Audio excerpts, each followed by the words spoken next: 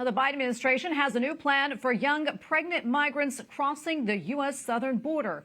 Resettle them in states with easy access to abortion. The new guideline issued by the Office of Refugee Resettlement directs officials to use all reasonable efforts to give unaccompanied minors who show up pregnant at the southern border the chance to get an abortion. This after a previous order to avoid placing pregnant migrants in Texas, which passed a law to ban most abortions after 6 weeks of pregnancy. And joining us tonight to discuss is Shawn Carney, president and co-founder of 40 Days for Life. Shawn, great to see you again. A lot to get to tonight, but first, I want to get your reaction to this new directive for young pregnant migrants. Yeah, well, welcome to America. Here's your abortion. I mean, that's the message. We have exported abortion in the United States, our government, our corporations.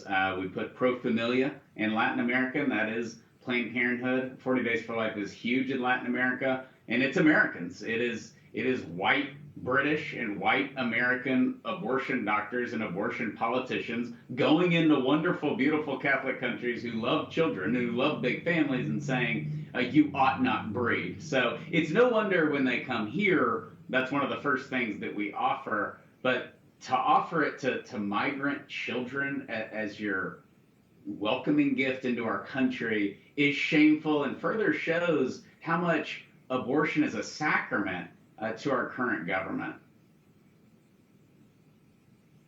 Yeah, the situation at the border really is, as you know, is really complicated. Then add to that pregnancy, maybe a language barrier, and no place for these young ladies to call home.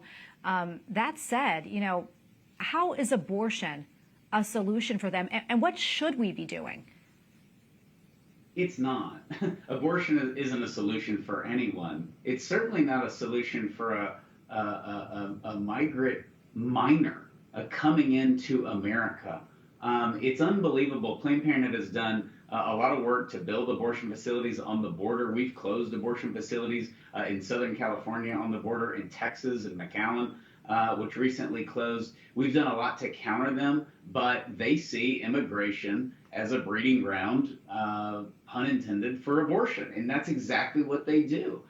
So it just says the worst about America, but the great response of our friends at the pregnancy resource centers and of all the 40 Days for Life volunteers, it said the best about America, that you don't have to come to America and just accept abortion. And there are alternatives for pregnant women, pregnant minors on the border. You often don't hear about those, but they exist, and they outnumber the abortion industry by a lot.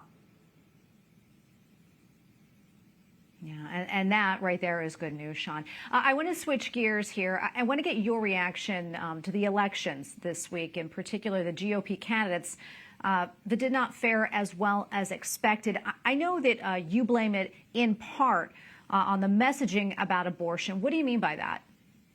Yeah, if you were a coward pro-life Republican, you lost. And if you were a strong pro-life Republican who didn't walk around and kind of apologize for Roe v. Wade being overturned, for the Supreme Court correcting their error, then you won. You won big. We saw Greg Abbott here. I mean, Beto ran in Texas, where I live. He ran all on abortion. He spent a fortune on abortion ads, and he got crushed. We saw what DeSantis did, and Kemp, and these bold, proud pro-life governors. And then you go to some of these other places with very weak candidates who were not good on the abortion issue, who sort of hung their head and were nervous and didn't do a good job, and they got hammered. And so it's a great lesson. You also saw pro-life Republicans pro-abortion Republicans get crushed, like we saw in Colorado. And so there's no need to apologize for giving more freedom by recognizing the biological reality of all of our citizens, and not just those that we want.